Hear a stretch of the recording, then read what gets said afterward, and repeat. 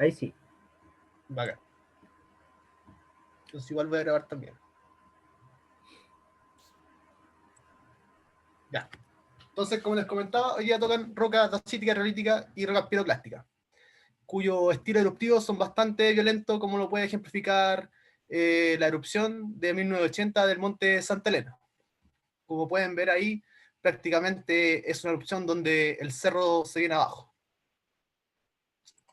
Entonces, las clases anteriores vimos basalto, junto con andesita basáltica y andesita. Y ahora estamos pasando al campo de la dacita y riolita, es decir, estamos enriqueciendo en sílice la roca, desde un 63% y puede llegar a valores incluso de 76% en sílice.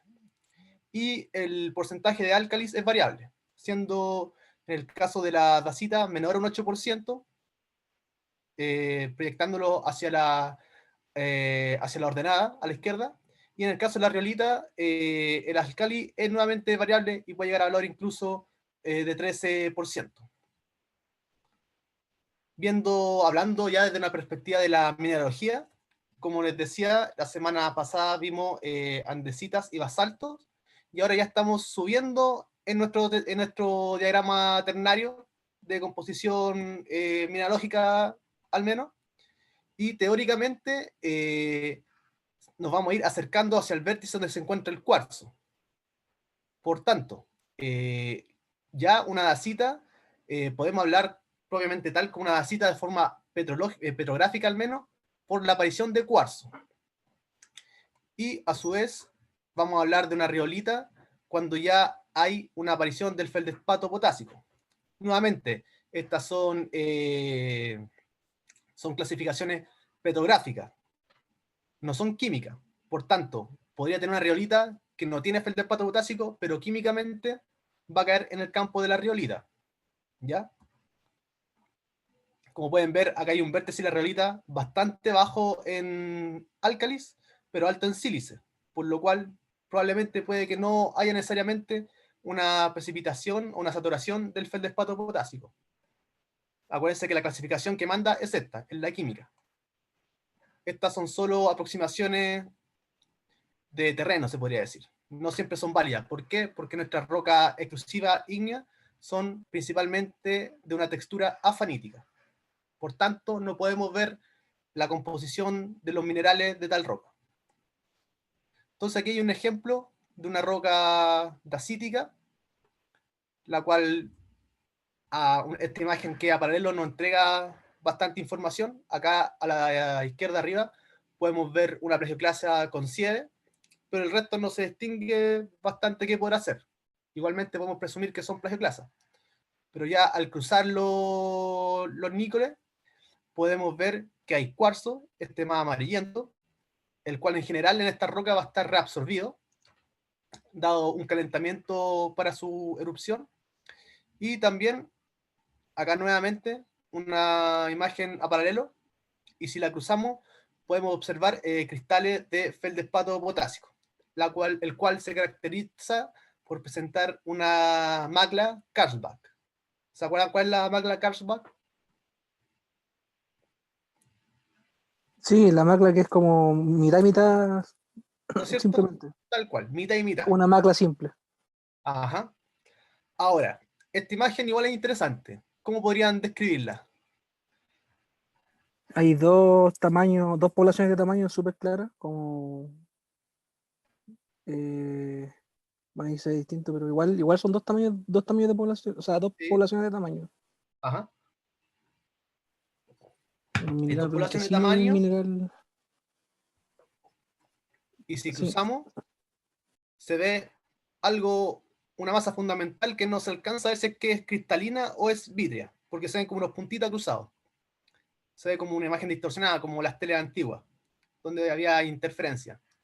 Pero podemos ver que a paralelo se ven estas como se podría decir, unas como coliflor, como círculos, los cuales es una textura característica de vidrio, el cual se llama textura perlítica.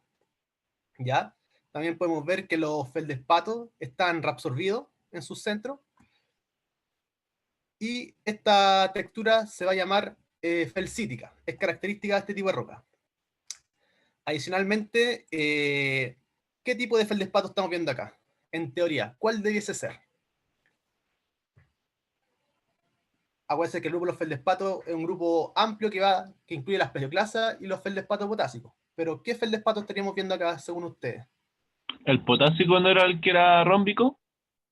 Ya, sí, pero el feldespato potásico, hay varios tipos de feldespato potásico. ¿Y cuál va a ser la diferencia? ¿El color? O nada que ver. La macla. Que yo sepa, no. La macla en parte, porque también pueden desarrollar otro tipo de macla, ¿no es cierto? ¿Qué tipo de otra macla puede desarrollar un feldespato potásico?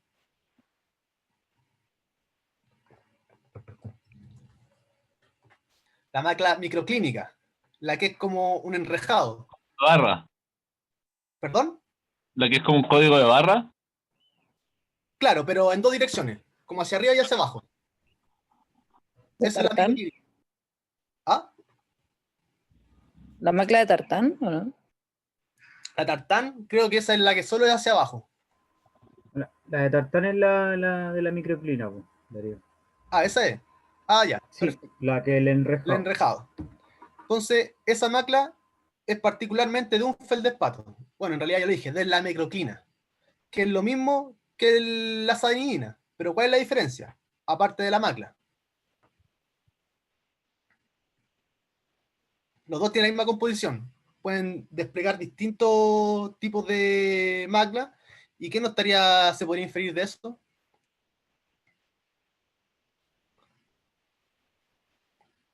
Que va a tener distintas estructuras. ¿Y por qué va a tener distintas estructuras? Porque en el caso de la salinina es una estructura de alta temperatura. Por eso la salinina se va a encontrar en rocas volcánicas. ¿Por qué? Porque la roca volcánica extruyó la superficie y quedó congelada, su registro de minerales quedó congelado con los minerales que se formaron a alta temperatura. En cambio, si esa roca evolucionada no hubiese extruido, se queda bajo tierra, pasan los millones de años, el terreno se alza, hay erosión y vemos un granito. Esa misma sanidina, si yo voy y la muestro en el granito, ya no va a ser una sanidina, sino que va a ser una microclina. ¿Y por qué? Porque la microclina es de baja temperatura, digamos alrededor de los 600, 650 grados. En cambio, la sanidina se va a formar promedio 800, 850 grados. ¿Ya? Entonces esa es una principal diferencia. ¿Sabían eso? Eso lo ven en fundamento, ¿no? ¿Se acordaban? Más o menos. Hay un refresco de memoria. No te voy a mentir. ¿Ah? No te voy a mentir. No, está bien. No nos vemos la suerte entre gitanos. Entonces, ya vimos bastantes texturas en los basaltos, en las andesitas, que están acá sintetizadas, y las texturas y bueno, en este tipo de roca más evolucionada, dacita, riolita, podemos ver estas mismas texturas. Pero adicionalmente podemos distinguir otras tres más, que son la felsítica, esferulítica y axiolítica. La felsítica, como les comentaba, en esta imagen del principio, es como un background muy cristalino, que uno no sabe si son cristales o es un vidrio. Bueno, eso se llama felsítica, y no es otra cosa que un mosaico de grano fino, generalmente formado por cuarzo y feldespato. ¿Ya? Entonces podemos decir que está como peleando ahí entre ser vidrio y ser cristales muy pequeños, muy, muy pequeños. Eso es la felsítica. Otra textura que es súper común es la textura esferulítica, la cual corresponde, como pueden ver acá, a una circunferencia, es decir, un crecimiento acicular de grano fino, en este caso también de cuarzo y feldespato alcalino. Adicionalmente vamos a encontrar la textura axiolítica, las cuales se puede decir que es lo mismo que la textura esferulítica, pero la diferencia es que en vez de crecer de forma radial, en la textura axiolítica van a crecer en torno a un eje. ¿Ya? Y este eje puede ser el borde de un cristal, el fracturamiento del vidrio, cualquier lineamiento que se pueda existir en la roca. Y ustedes ya deberíamos todos tenerlo claro, que este tipo de texturas se deben a un alto undercooling, a un alto y rápido undercooling. Es decir, un enfriamiento de la roca bastante rápido, hablando relativamente. como vimos al principio con este diagrama. El tema de las fluoríticas es bastante amplio, y hay gente que dice que son previas a la erupción, y otros que dicen posterior a la erupción. ¿Y cuál sería la diferencia? Es porque hay esferulitas que están cortadas por el flujo de la roca. Como podemos ver acá abajo, a la derecha, en este caso, están siendo parcialmente cortadas por las estructuras de flujo. Pero en el caso superior, no se ve que estén cortadas. Entonces ahí, como son texturas de rápido enfriamiento, pueden generarse posiblemente previo a la erupción, o ya una vez que están depositadas la colada o el flujo piroclástico. Ahora, pasando a rocas piroclásticas. Imágenes, erupciones. Esta acá abajo es un depósito de dichas erupciones. Y hay distintos tipos de flujos piroclásticos, que son los que nos van a dar forma a las rocas piroclásticas. Y estos estilos de erupción van a depender principalmente... Te Te muteaste. muteaste. Ahí sí. Les comentaba que el estilo eruptivo de estos flujos piroclásticos va a depender principalmente del porcentaje de volátiles que tenga el sistema que está eruptando, principalmente agua, que es lo que mayor, el volátil más presente en este tipo de erupciones que se dan en márgenes convergentes, ya sea en arco evolucionado, con una corteza bien desarrollada, o en arco de isla, con una corteza que está en un proceso de desarrollo. Entonces acá hay al menos cuatro tipos, no vamos a entrar en detalle, pero en el caso de A, se puede ver que hay una columna eruptiva que alcanza una altura considerable, y posiblemente porque contiene un mayor contenido de volátiles en comparación, por ejemplo, al caso de la erupción que se ve en C, el cual es un flujo más denso y tiende a caer en vez de subir por la atmósfera. Entonces, si nosotros vamos a terreno, lo que vamos a ver, van a ser depósitos, y el depósito, a ver, esto siempre hay que tenerlo claro. La roca va a ser la toba, y el depósito va a ser la ignimbrita, ¿ya? Para que no se confunda. Y el depósito va a estar compuesto por juveniles, accesorios o accidentales. Y acá vienen dadas las definiciones de cada uno de estos elementos. Los juveniles serían partículas generadas por el enfriamiento rápido del sistema al ser expulsado, es decir, pome o escoria. Los accesorios serían líticos provenientes de las paredes del ducto volcánico. Probablemente se va a ver como un enclave que va a ser también, uno podría conocerlo como una roca extrusiva, con una textura de grano fino, o pueden ser accidentales, lo cual son líticos, provenientes de las paredes del basamento. Es decir, esto ya puede ser una roca metamórfica, un granito, algún tipo de roca ígnea intrusiva. Y los minerales fragmentados también van a ser generales. ¿Por qué? Porque estos son sistemas de alta energía explosivos. Por tanto, van a tener una característica, al menos en campo, que se llama brechoso, con mala selección y, claro, brechoso. Y otra característica fundamental van a ser los fiames, que es el vidrio que se produce al compactarse el depósito, y que tienen una forma lenticular, como se puede ver en la imagen de la derecha. Fiames venía como de flama, una cosa así, parecían como llamas. Puede ser, no sabría cuál es el origen de esa palabra.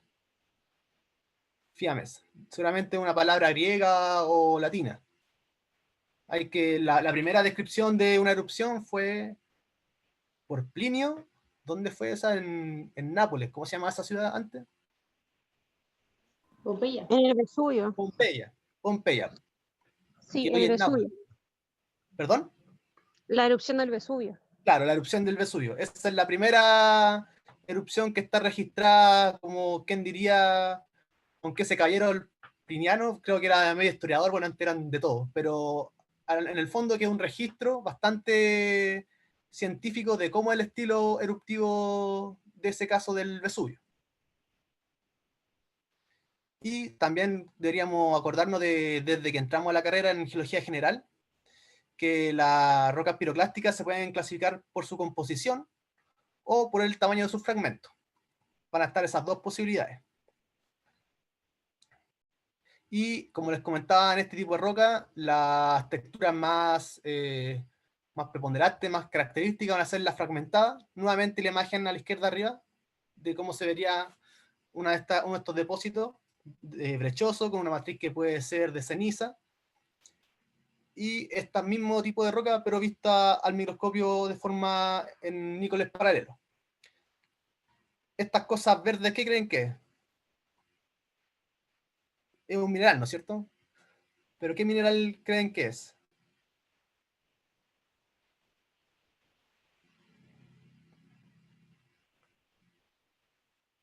Mineral secundario, metamórfico. O sea, también aparece en esos ambientes. Aparece en ambiente metamórfico y secundario. Pero ¿cuáles son los minerales verdes a paralelo? Una mica. Sí, esta, ¿cómo se llama? La clorita. La clorita, ¿no es cierto? A todo esto la clorita no tiene cloro, no tiene nada que ver. No sé por qué se llamará clorita, así como. Debe ser por lo verde, como por la clorofila, algo así. No tiene cloro la clorita. ¿Y por qué a veces la clorita? Bueno, el vidrio es un material bastante reactivo que se altera bastante fácilmente. Ya puede ser a distintos tipos de arcilla, mica blanca o clorita. Acuérdense que la clorita tiene hierro. Darío, ¿Sí? la palabra cloros viene ¿Ya? del griego verde claro. Ah, mira. Cloros. Sí, momento cultural. Muy Dato. Entonces, ¿por qué el cloro se llama cloro? Ah, ahí la dejo. puede ser, Porque viene del elemento cloro, ¿o no? claro, Sí, pero ¿por qué el elemento cloro se llama cloro? quizá es verde en algunas condiciones, quién sabe.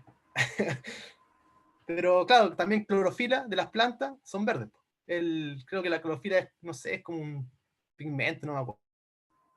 Que permite recibir la luz del sol, le da el color verde.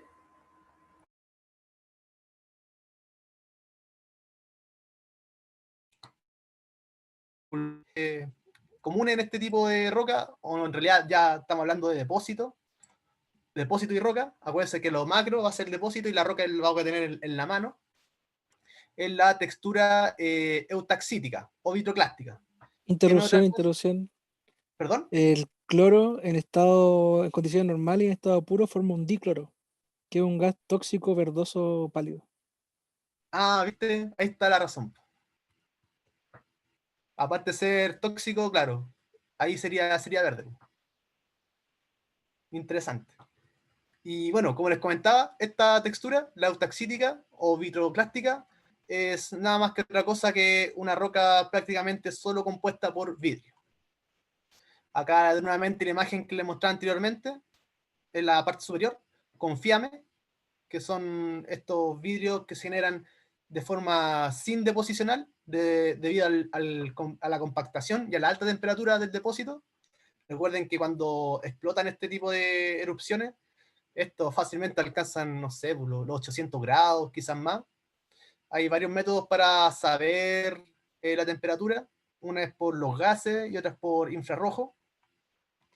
Entonces, como va a estar a alta temperatura y son depósitos masivos, va a haber temperatura y presión para formar estos vidrios, estos fiames, los cuales a su vez, como puedo ver en la imagen derecha inferior, pueden estar alterados a arcilla o, en este caso, como muestra en la imagen, a clorita.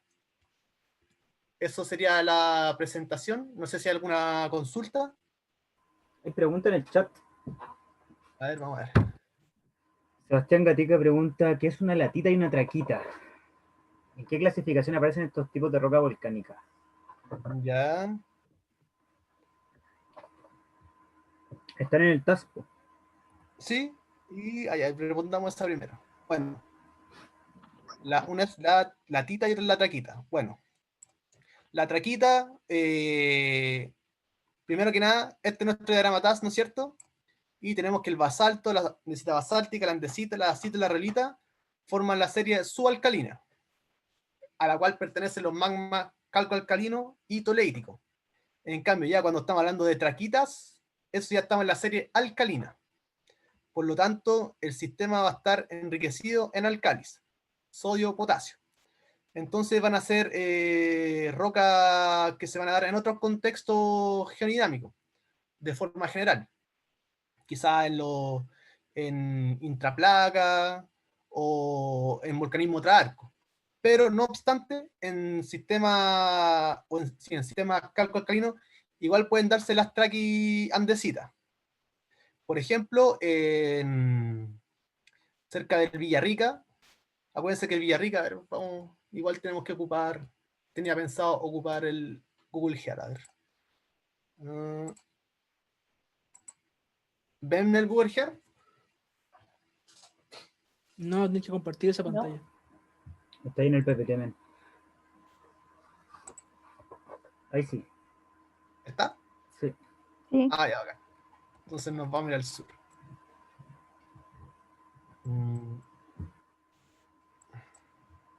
Temuco.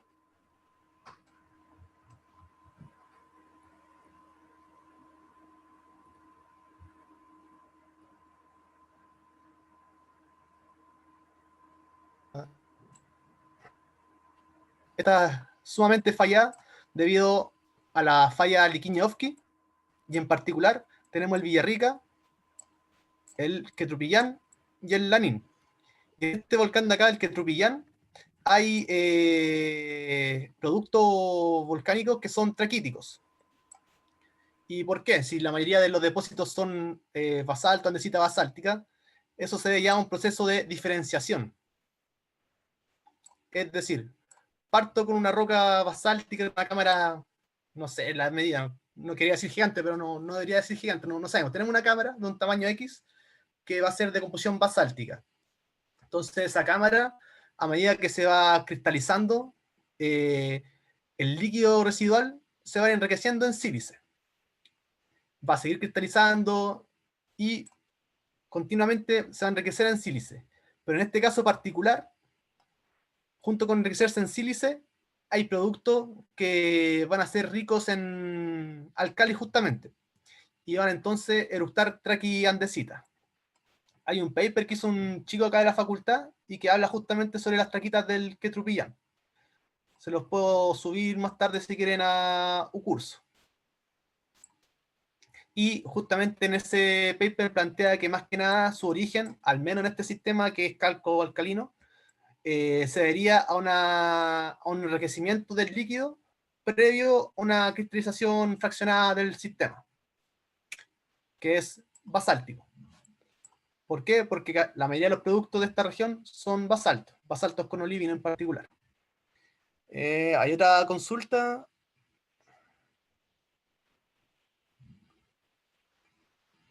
Dicen, ¿cuál es el feldespato que se ve blanco en muestra de mano? Bueno, en realidad el tema de los feldespatos, creo que si no me equivoco son incoloros, claro, son blancos. Y alguna vez Los me que son contaron más que sódicos se veían blancos, los que tienen menos potasio. ¿Perdón? Los que eran más sódicos se veían blancos. Claro, la plagioclasa. Y claro, Sí, también los pero feldespatos. sin llegar a ser plagioclasa, o siendo feldespato Ya, sí, potásico, te entiendo. Ajá. más blanquito. Había uno que era más sódico, Ujú. sin ser plagioclasa, y no me acuerdo cómo se llamaba, pero era blanco. Ortoclasa parece que era. No, no era no era ni una de esas sólidas, era otra. O sea, A sí era ver. de la sólida, pero era uno, no era orto ni la hora que se le parece. Un feldespato alcalino. ¿Eso? Bueno, Independiente. Tendría que ver el triángulo para ver cómo se llama, no me acuerdo. ¿Están viendo el triángulo, no? No, tendría que verlo, no lo tengo que ver. No. ¿Lo ven ahí? Tenéis que compartir No, esa es pantalla. Google. ¿Se cargó? Ahí sí. Bueno, acá. Bueno, claro, puede que sea la anortoclasa, pero igualmente, Eso creo que era, sí. igualmente, según lo que me acuerdo de lo que comentó alguna vez en Fundamento de Petro, que sean rosados los feldespatos potásicos, se vea que tienen... Ahí no sé, ahí me voy a descarrilar porque en realidad no sé muy bien por qué, pero yo me acuerdo que nos contaron que tenían magnerita en el centro y que al oxidarse quedan rojos. Eso deberían ahí investigarlo si realmente es así o no es así. Había otra pregunta.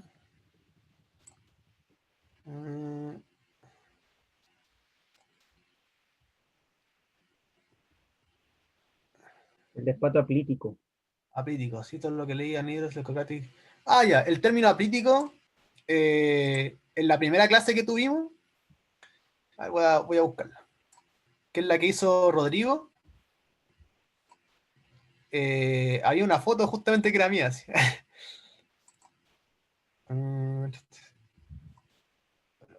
Parece que no la tengo. Pero bueno, como les comentaba, el concepto aprítico hace Está ahí en material. alusión a un tamaño. Y en realidad es un grano muy fino que forma vetilla en los intrusivos. Acá está. Esta. Acá, ¿ven estas vetillas? Estas rocas son de la roca de Santo Domingo. Y esta vetilla que se ve ahí se le llama dique aplíticos. ¿Por qué? Porque es un No veo tamaño. nada. Ahora sí. Ah, sorry. ¿Se ve o no? Ahora sí que se demora en pasar la foto. ¿Ven la foto, no? Ahí sí. Y eso. Bacán. Entonces, como les comentaba, estas vetillas se les llaman dique aplíticos. Y que, claro, como están en el sistema granítico, van a estar conformados principalmente de feldespato potásico y cuarzo. Y también algo de plagioclasa. ¿Y cuál es el rollo de estos diques? Bueno, aparte acá tenemos un intrusivo, probablemente un granito, que tiene unos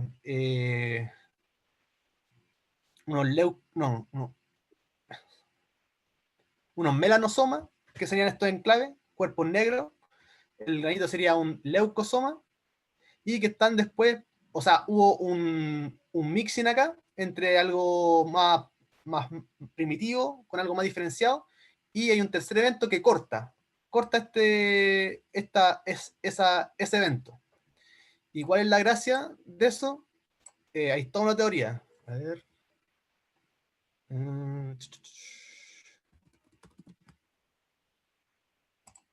Vamos a ver si... ¿Ven lo que les estoy mostrando? ¿Un PDF, un paper? No. Espera, Ahora vamos sí. si se carga. Ahora sí. Bacán. Ahora sí. Bueno, este paper también lo hizo en la facultad, lo hizo el Pablo Molina, no sé si lo ubican, y es sobre el protón caleo. Y en el protón caleo justamente hay de este tipo de dique aprítico, como lo pueden ver acá. Oh, perdón. Parece que acá no puedo hacerle zoom.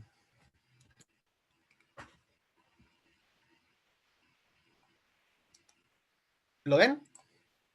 Se demora en cargar un poquito cuando hacía las transiciones. Pero ahí sí. Bacán.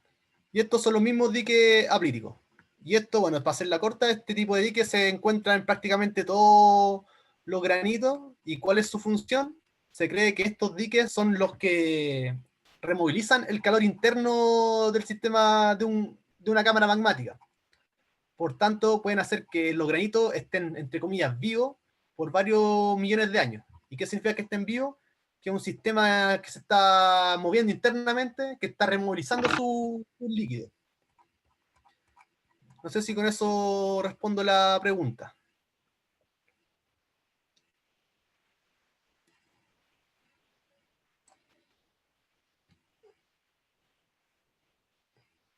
Ah, y ahí respondí. Era una beta de cuarzo en un granitoide.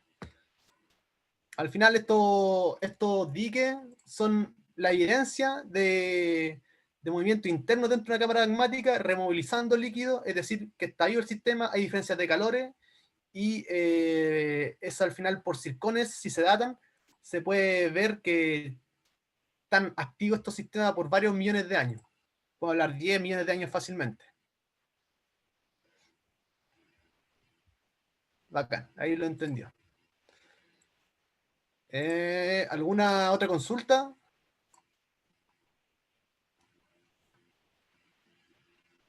Consulta. Cuando uno encuentra dique aprítico, ¿está evidenciando justamente lo último que dijiste o significa otra cosa? Está evidenciando nuestras cámaras magmáticas. A ver, ¿sabes que vamos a hacer otra cosa? Porque también quería hacer como un resumen de lo que hemos visto hasta ahora. Así que ahí mejor lo voy a explicar. Voy a dejar de compartir. Ya. ¿Me están viendo a mí ahora, no? Sí. Sí. Voy a tratar de que se pueda Sí. ver, entender.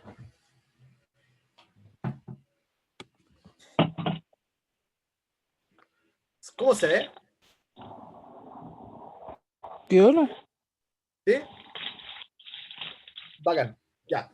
Entonces vamos a hacer el margen continental chileno. Entonces, ¿qué vamos a tener? Vamos a tener una placa continental, ¿no es cierto? ¿Qué más vamos a tener? La subducción, ¿no es cierto? Entonces, ¿qué pasa? Sí.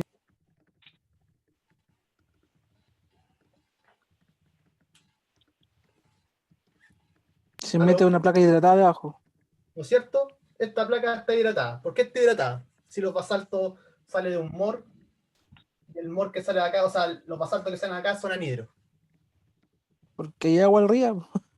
¿No es cierto? Porque está el agua de mar, porque acá en la fosa se juntan sedimentos que vienen de los ríos de la superficie. Al estar en el fondo oceánico también en los mismos MOR, en las mismas dorsales hay metamorfismo de bajo grado, lo cual hace que se hidraten los distintos productos primarios que van saliendo, como lo olivino, y por tanto voy a tener mis basaltos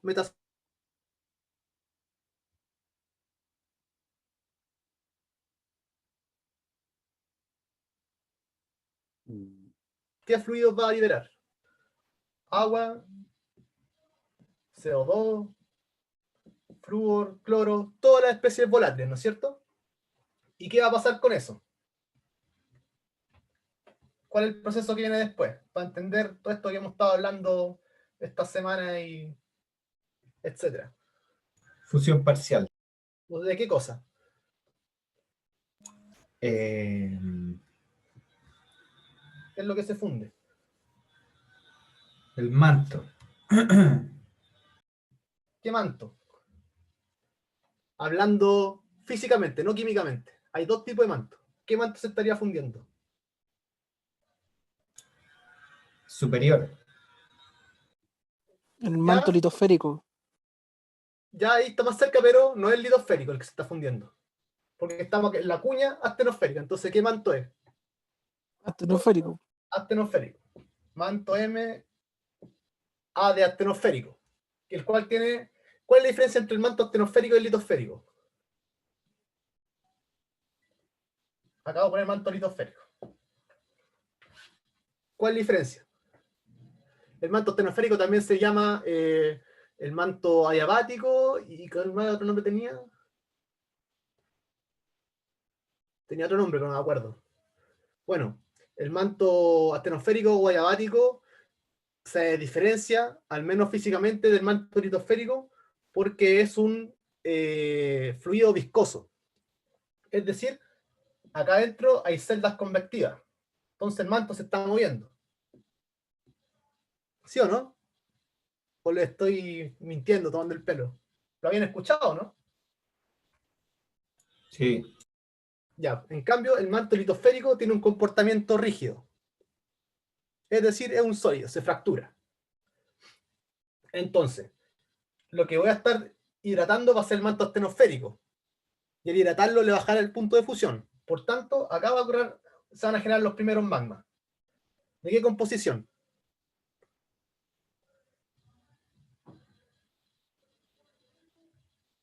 Se funde un manto, ¿qué me genera? Basalto. ¿No es cierto? Basalto. ¿Qué tipo de basalto? Basalto hidratado, ¿no es cierto?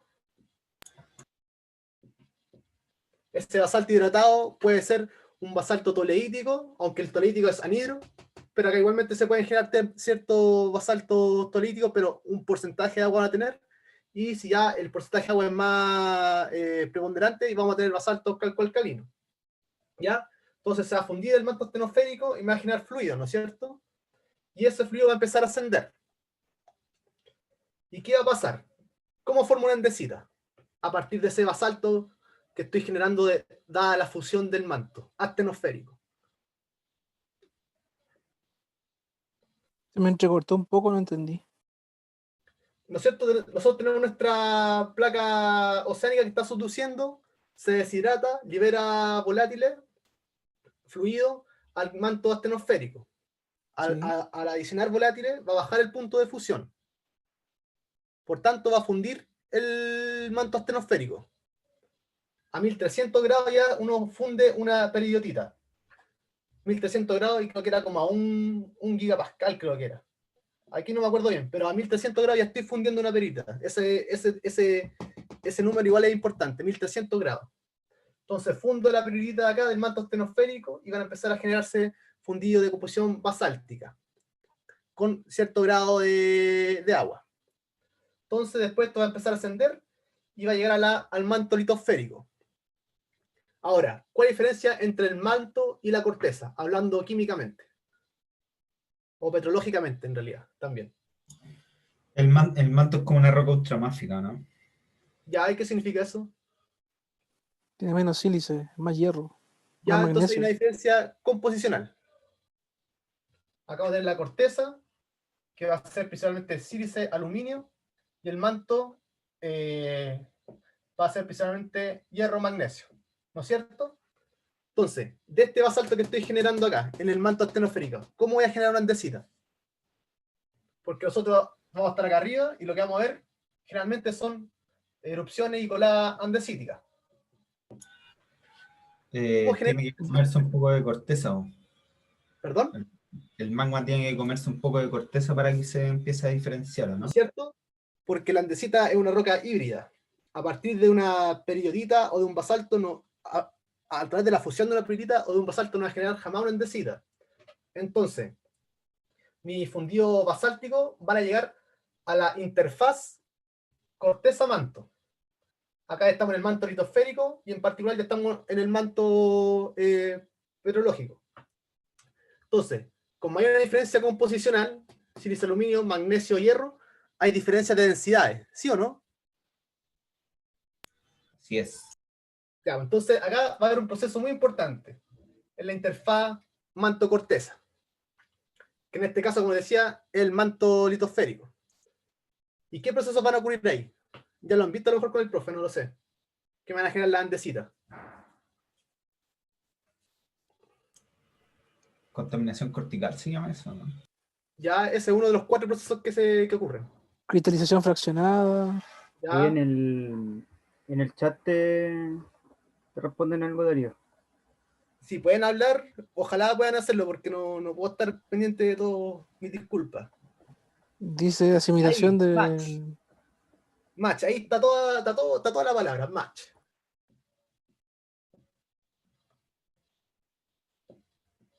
Ya, entonces, Eso es lo que el profe Parada describía como una esponja. No, eso es mucho. Es mucho. El mushe que un enrajado.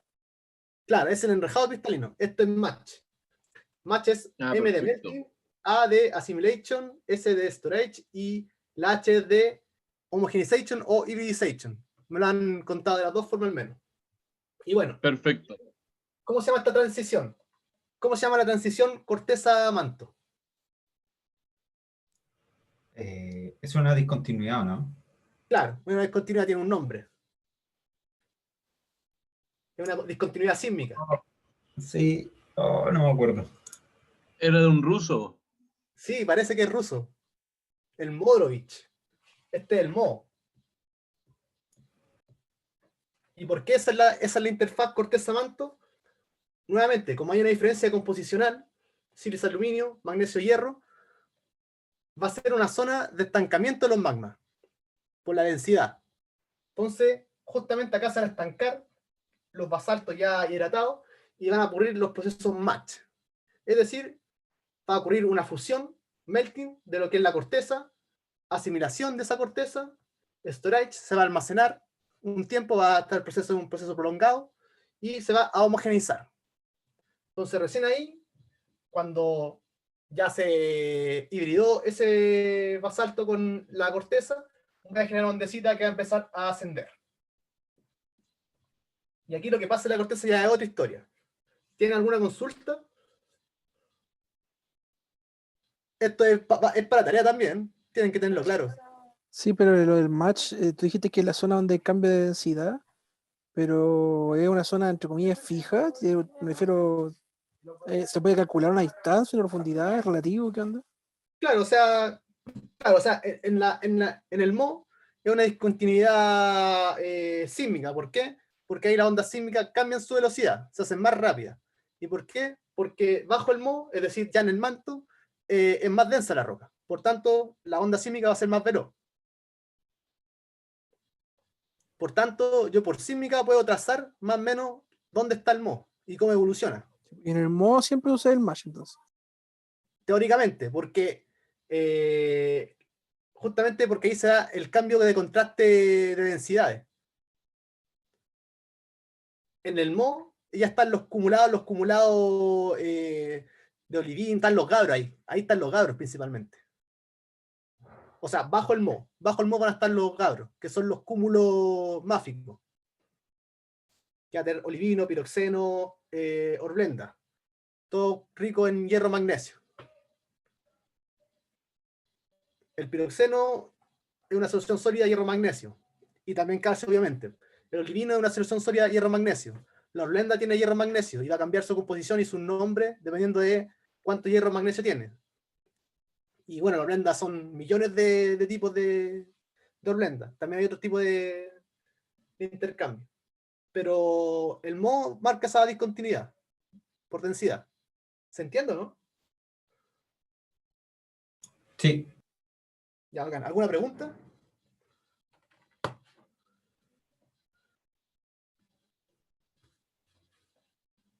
Ya, entonces vamos a pasar a la corteza. Esto es para la tarea, es para la última parte. Cuando les pregunten de una interpretación o cuenten historia de la roca desde la fuente hasta la superficie. La fuente es el slab. Entonces, vamos a ver qué pasa en la corteza. Y acá está la corteza. Y acá está el manto. Entonces, acá están los procesos match.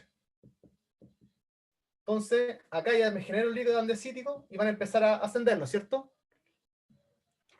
Y dependiendo de la tasa con la cual se... Acá tenemos la cuña.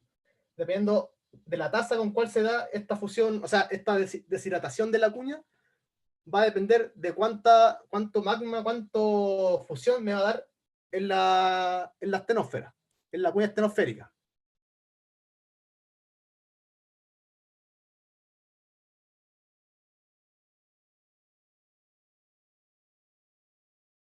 Si esta tasa es alta, voy a generar mayor cantidad de basalto. Por tanto, voy a empezar a calentar acá esta zona. Y las curvas, las isotermas, se pueden empezar a flectar. Y va a empezar a aumentar la temperatura. ¿Ya? Entonces, si este proceso sigue, continúa, puedo ya empezar a formar grandes cámaras magmáticas en la corteza. ¿Cierto? Podemos decir si es una tasa menor, a lo mejor este levantamiento de la isoterma no va a pasar. Y las cámaras que se van a producir van a ser menores. Y voy a tener volcanes, estratovolcanes espaciados, se podría decir, dentro del margen andino. En cambio, si empiezo a producir esta gran cantidad de magmatismo, ya puedo empezar a generar calderas. ¿Me siguen o no? Sí. Entonces, si tengo una caldera, va a tener mucho más cantidad de volcanes, estratovolcanes, y además, estas cosas van a reventar en algún momento y van a generar calderas, justamente, que es la morfología. Caldera la morfología, ignimbrita el depósito, toda en la roca. Entonces, ¿a qué quería llegar con esto? Ya, tenemos nuestra cámara gigante, y acá ustedes saben que de forma simplificada la hago redonda porque nadie sabe cuál es la geometría de las cámaras. Pero ¿qué pasa acá? Acá tengo un fundido, ¿no es cierto? Todo esto va a ser un fundido y va a empezar a cristalizar. Plagioclasa, piroxeno, olivinos también. Entonces va a empezar a cristalizar y mi líquido residual se va a enriquecer en sílice, ¿no es cierto? ¿Sí o no? Sí. Ya bacán. Entonces, ya va a llegar algún momento quizás donde se va a empezar a generar un cuarzo acá. un cuarzo. Y a lo mejor al principio acá se me depositó un olivino. Entonces, en ese caso, el olivino, en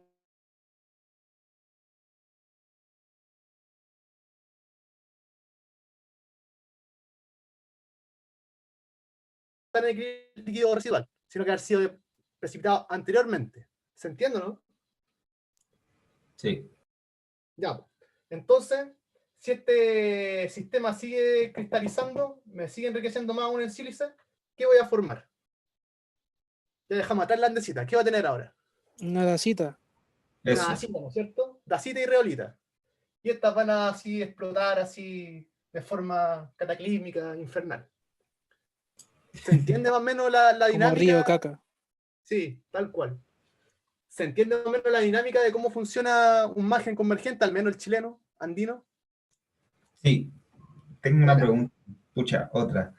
Cuando las tasas de fusión parcial son altas, hay más titanio en el líquido, ¿no?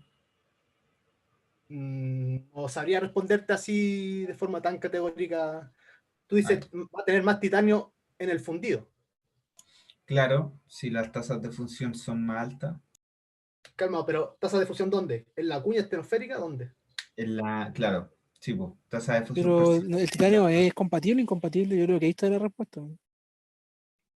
Bueno, Claro, eso que ¿qué es tan móviles? compatible siempre va a depender del mineral que estemos hablando. Y claro, y de Igual la te tasa quería preguntar en qué bola se forman las titanomagnetitas. ¿Perdón? Te quería preguntar en qué bola se forman las titanomagnetitas. Ah, no, la titanomagnetita está siempre casi. La titanomagnetita es una solución sólida entre urbo espinela y magnetita. A ver, voy a ver si lo voy a buscar. ¿Alguna consulta por mientras? Había una pregunta ahí del Seba por las togas. Yo no entiendo todavía la pregunta. Pucha, yo tampoco, pero voy a tratar de formularla de nuevo en otro momento. Ya, muy bien. 532.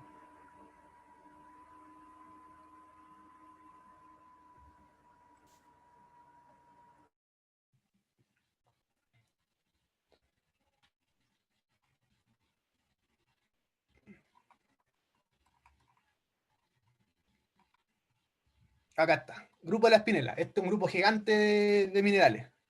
¿Y son todos estos minerales? Espinela, arsenita, galaxita, magnesio ferrita, etcétera, etcétera. Orbe espinela, cromita. Todos están ahí. Pero ¿cuál es la gracia de la espinela? Todas estas que están acá son cúbicas. Y acá está ya no es un tetraedro, es algo bien raro que las clasifica. Chuta. ¿Lo ven o no? Yes.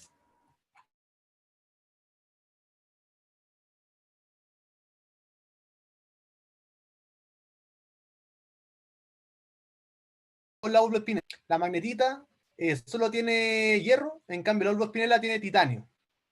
Y la titanomagnetita es la fase intermedia.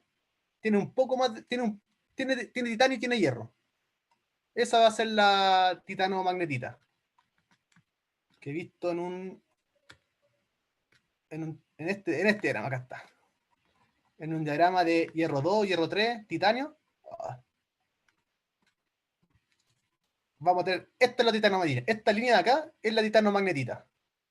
Y la formación de titanomagnetita va a depender prácticamente, porque todos los sistemas van a tener hierro y titanio. ¿Por qué? Porque me van a precipitar óxido. Pero si me precipita uno u otro va a depender más que nada de la fugacidad de oxígeno. No sé si con eso respondo tu pregunta. Buena, sí. Porque Al final más depende de allá la fugacidad de oxígeno del ¿Cómo? melt. Al final ¿Cómo? depende de la fugacidad de oxígeno del melt. Justamente porque mi líquido igual siempre va a tener titanio. Que tenga un poco más o un poco menos relacionado a la fusión parcial, no lo tengo tan claro. Habría que ver el caso por caso. Pero de que va a estar, siempre va a estar, porque es lo que llamamos generalmente como opaco o como magnetita nomás. La magnetita es el miembro extremo de esta solución sólida. Y lo que generalmente nosotros le ponemos el imán y ya y se pega, en realidad no es una magnetita, es una titanomagnetita. No sé si hay alguna otra consulta. de la tarea, consultas de la tarea. Hay una pregunta de la Toba, Darío, en el chat.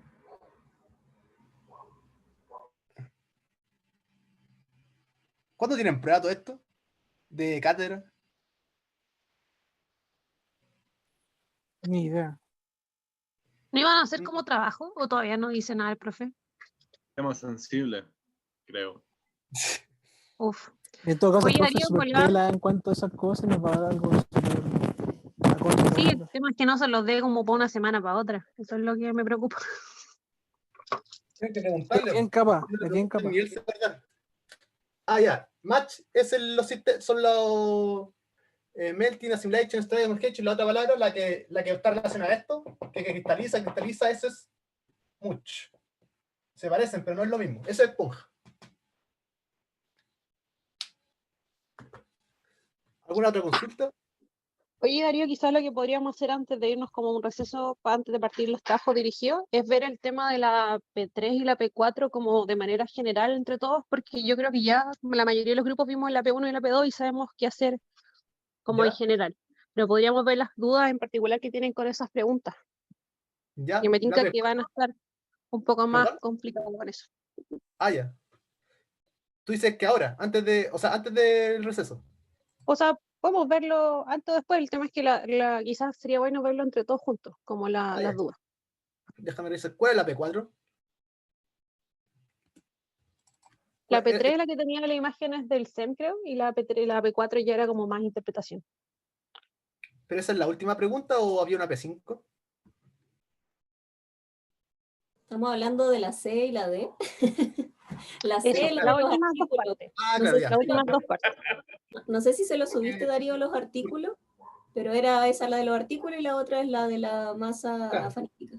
Que esto que hicimos ahora recién es para responder la pregunta E. La 5, la E. Claro. Ya, entonces, ya un recreo yo creo mejor. Me cansé. ¿Les parece? Nos juntamos a las 10 para las 4. Ya. Sí. Ya, nos vemos entonces. Voy a dejar de grabar. Chao.